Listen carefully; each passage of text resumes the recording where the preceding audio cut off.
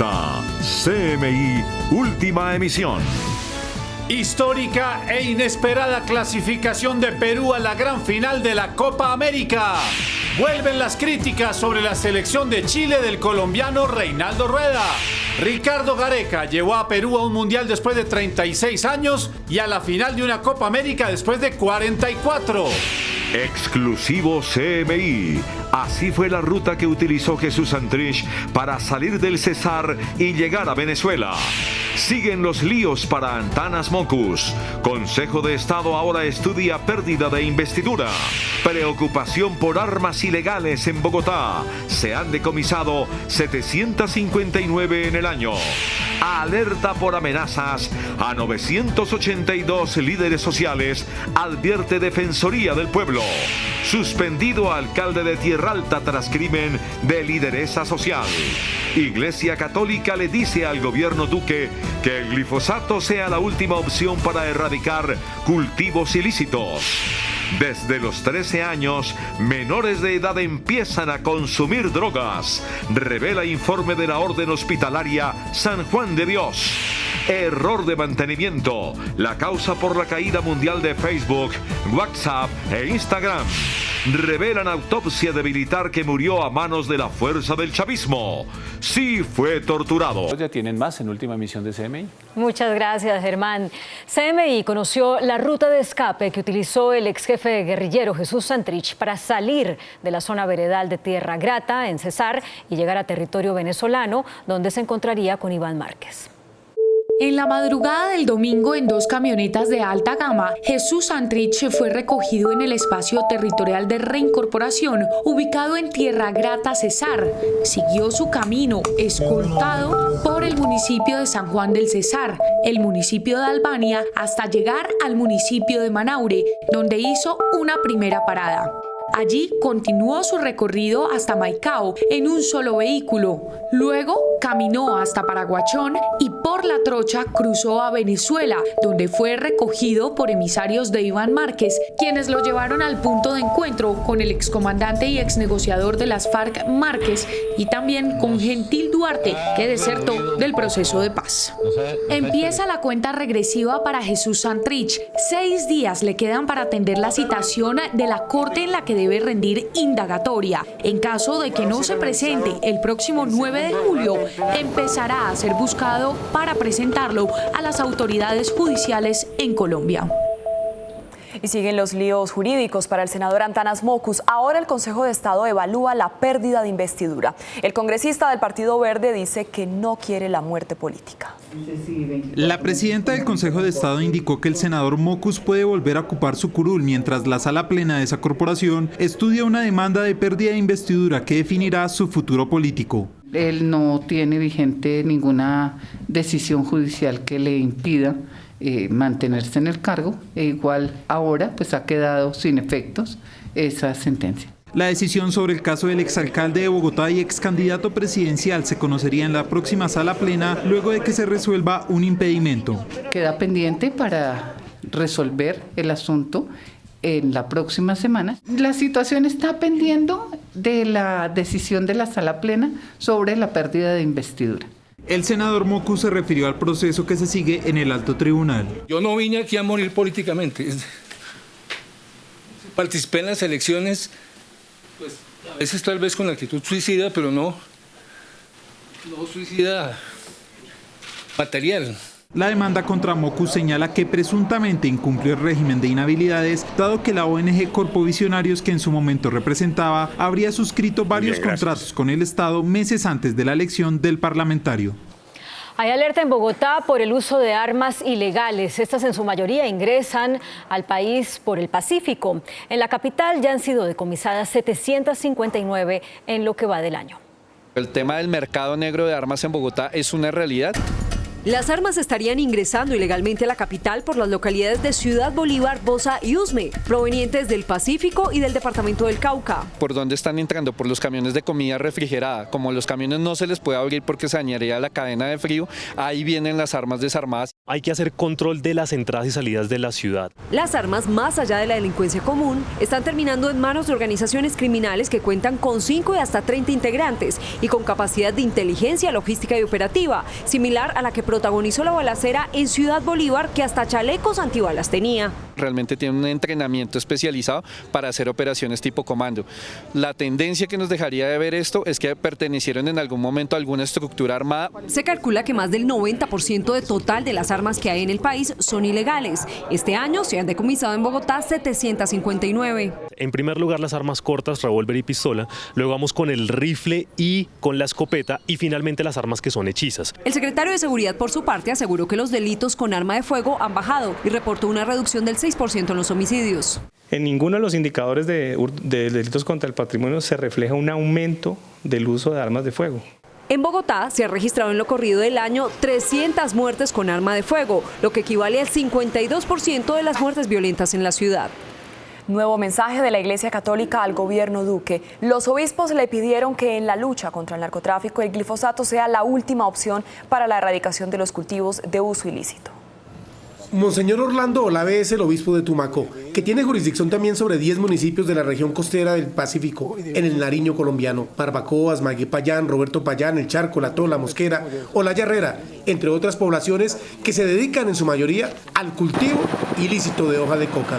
Dice que la fumigación con glifosato fue un experimento que ya falló y que lo que se debe hacer es fortalecer la presencia del Estado, por ejemplo, con el programa de sustitución de cultivos ilícitos. Retomar lo que se venía haciendo. Hay unas 25.000 familias más o menos que han firmado el acuerdo de sustitución voluntaria, que se tiene que replantear en algunos aspectos, que tiene que seguir habiendo presencia de la seguridad. ¿Por qué? Porque muchos de los que hoy quieren sustituir, pues hay grupos armados que no los dejan. Entonces, digamos, es una problemática muy estructural que creemos que la solución del glifosato es la menos indicada.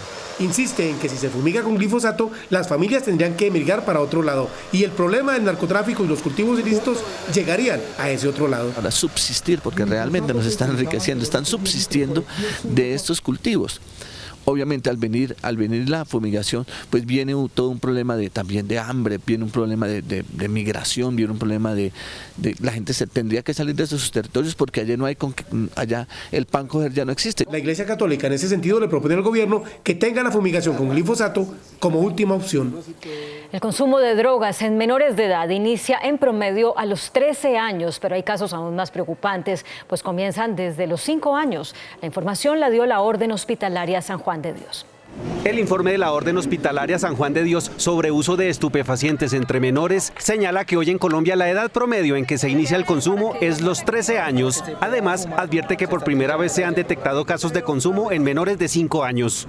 En Colombia, pues sí, han aumentado. Lo que vemos es que el consumo de mayor problema en adolescentes es de marihuana, DIC, popper, inhalantes. El mismo informe revela que el consumo más severo en los menores se registra entre los 12 y 17 años y entre los grados séptimo a 11. Porque ya es más la facilidad para poder consumir, en las estancias del colegio. Vemos más vendedores a estas edades porque pues son utilizados por adultos para este tipo de tráficos. Según los expertos, las principales causas por las cuales niños, niñas y adolescentes utilizan estupefacientes son la ausencia de los padres, la carencia de recursos o el consumo de los propios familiares. Y sigue la alerta por la amenaza a líderes sociales. La Defensoría del Pueblo ya registra más de 900 personas en riesgo. De otra parte, el defensor del pueblo reveló que en lo que va del año, 20 lideresas han sido asesinadas y que más del 50% de los líderes amenazados en el país son mujeres. Haciéndole seguimiento a esa alerta, entre abril del 18 y abril del 19, hay más de 900 líderes amenazados y esos líderes amenazados, más del 50% son lideresas. Entonces el trabajo es para trabajar con la UNP, con el Ministerio de Interior, con la Policía Nacional, para que en Colombia no caiga ni una líder más en Colombia, ni un líder más en Colombia en nuestros territorios. Las declaraciones fueron realizadas en Cali durante la Mesa de Protección a la Vida de las Mujeres. Fue suspendido por 3 meses el alcalde de Tierra Alta, Córdoba, Fabio Otero, por la falta de medidas para prevenir la muerte de la lideresa social María del Pilar Hurtado. El Ministerio Público investiga a Otero por presuntas irregularidades en el control del orden público originadas por la invasión de unos lotes en el municipio y analiza si estas habrían derivado en el asesinato de la lideresa. Emergencia en San José del Guaviare y 42 veredas por el desbordamiento de 2 ríos. Las familias afectadas se movilizan en canoas y 8.000 hectáreas de cultivos han quedado destruidos. El invierno que se presenta en el departamento del Guaviare provocó el desbordamiento del río que lleva su mismo nombre, inundando 7 barrios y 42 veredas de su capital, San José del Guaviare. Aproximadamente tenemos 10.000 personas. Dentro del registro que tenemos en gestión del riesgo tenemos 2.173 hasta el día de hoy.